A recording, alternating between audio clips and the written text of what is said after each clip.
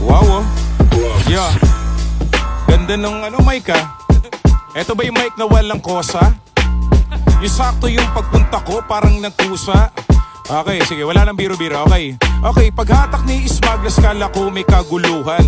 Yung pala freestylan, merong kapupulutan. Kaso di lang aral at hindi lang po pangaral. Ang gusto ko sa namin ay para ka nag-aaral. Yung tipong may beat, tapos may mic, may camera. Tapos nun aalisin mo sa lente yung mga bara.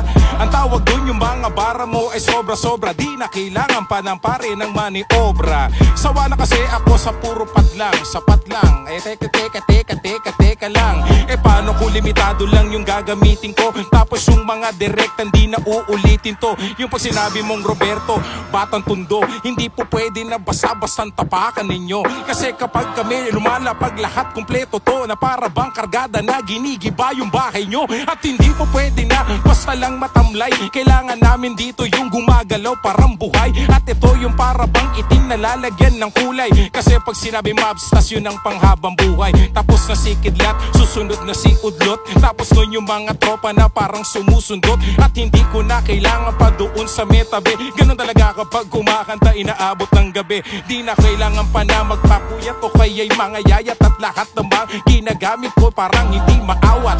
Kasi nga pala kumusta na? Kasi tapos na ang kalayaan daw sa mewatawat.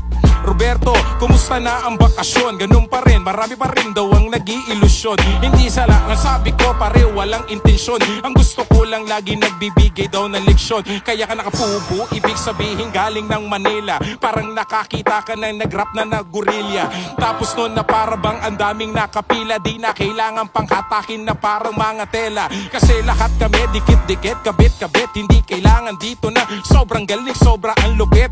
Kailangan lang yung katamtaman. Ang importante pag hawak yung mic, dapat meron ka nalalaman. Hindi na uso pare yung basta-basta na lang. Ang gusto ko pag gangsta-gangsta, parang hasta lang. Teka nga pala, partida may dumadaan daw. Kaya tayo ay uurong kasi siya ay naliligaw. Ang exit ay doon, ang entrance ay dyan. Bakit siya lumiliko? Ay nagkamali lang.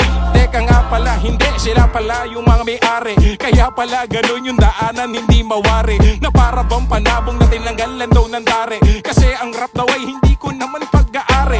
Ang gusto ko lang pare ay lahat ito'y mawari. Ganun kakulay ang hip-hop para bang bahagari. Yo, maraming salamat Idol J Skills. Maraming salamat.